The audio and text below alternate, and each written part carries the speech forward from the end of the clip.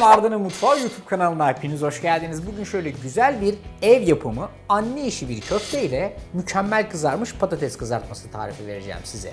Burada derin yağ güzelce kızıyor ve içerisinde bir tel var. Bu teli ben patatesleri içerisinde güzelce ve hızlı şekilde pişirmek için kullanacağım. Kenarda duruyor. Diğer tarafta izli tava. Altını yaktım. İyice ısınması lazım köfteler için. Patatesleri doğrayarak işe başlıyorum. Pazara gittiğiniz zaman birkaç çeşit patates alabilirsiniz. Nişastası bol olanları yemeklik satarlar.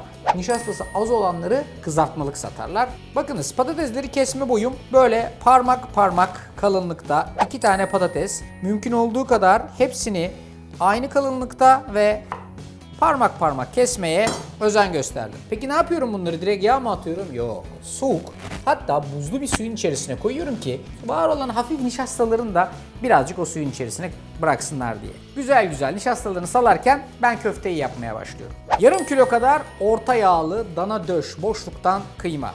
Üzerine bir tane yumurta kırıyorum. Anne işi köfte olduğu için bir annenin getirmiş olmasını tercih ettiğimiz ince kıyılmış maydanoz. Ne kadar var?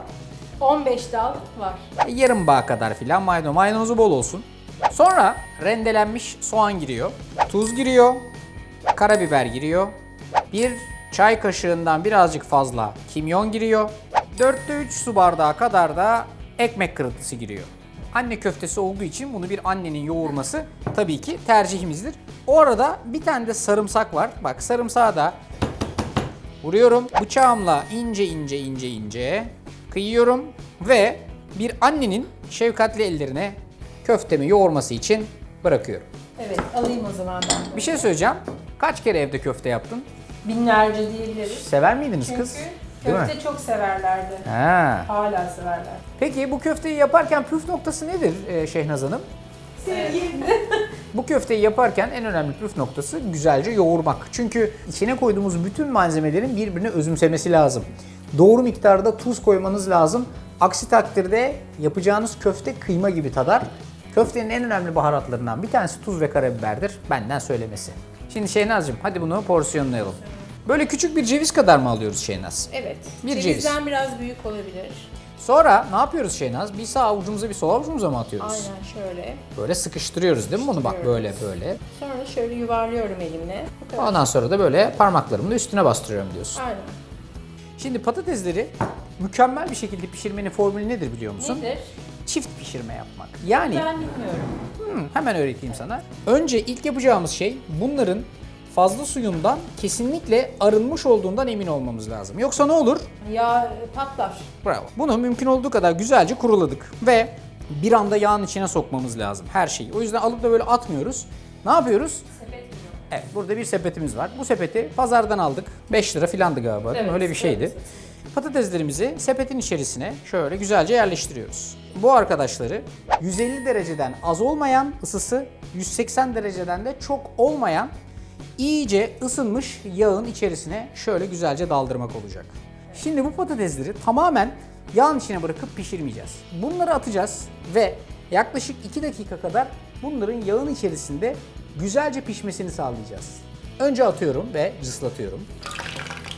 Şehnaz'cığım içerisine koyduk. 2 dakika böyle pişecek. O sırada biz gelelim köftelerimize. İzli tavamıza köfteleri güzelce diziyoruz. Şimdi patates kızartmam aşağı yukarı 2 dakika kadar yağın içinde. Evet. Ne yapacağım? Ne yapacaksın bilmiyorum. Bunu bir kere önce şöyle tutacağım. Bir yağın içinden çıkartacağım. Bu neye yarıyor biliyor musun? Ne için? Bunların dışarısında daha güzel, daha çıtır bir kabuk sağlaması için birazcık hafiften soğumalarına hem de yağın yeniden ısısını toplamasına yarıyor. Allah Allah. Evet. Bilmiyordum ben bunu. Çıkartıyoruz. Bir yaklaşık 20 saniye kadar yağın dışında tutuyoruz ve tekrar aynı şekilde yağın içine geri bırakıyoruz. Köftede de altın kural şu Şehnaz. Mümkün olduğu kadar pişireceğimiz tavayı önceden iyice ısıtacağız. Mümkün olduğu kadar az çevirerek her iki tarafını da dengeli vaziyette pişireceğiz. Evet, devamlı çevirmeyeceğiz. Devamlı çevirmeyeceğim böyle. Şehnaz'cığım köfteler güzelce renk aldı, çeviriyorum ben. Peki sen ne yapıyorsun? Ben şu anda maydanoz koyuyorum. Maydanoz. Yoksa patateslerimizin üzerine böyle parmesanlı bir maydanoz katı mı yapacağız? Güzel olacak. Güzel olacak. Şehnaz patatesler tamam. Bayağı böyle altın sarısı renk aldı ve dışları çıtır çıtır. Şöyle bir kasenin içerisine her zaman olduğu gibi bir havlu peçete ve bunları fazla yağından kurtardıktan sonra üstüne birazcık maydanoz, birazcık toz parmesan ve hepsini beraber şöyle bir güzel harmanlıyorum. Köfteler de mükemmel vaziyette pişti. Bunları da ocaktan alıyorum. Yemede yanına yat. Niye yemedi yanında yat ya? Gayet ye yani. Bak şimdi böyle yapacağım bak bak. Isır bakayım. Oh, sulu sulu. Arda'nın Mutfağı YouTube kanalı. Tarifi beğenmeyi, kanala abone olmayı. Hatta belki bir gün annenize de böyle bir köfte yapmayı, değil mi? Aynen öyle. Yapsanıza, çok güzel. Hadi. Afiyet olsun. Bayağı sulu sulu.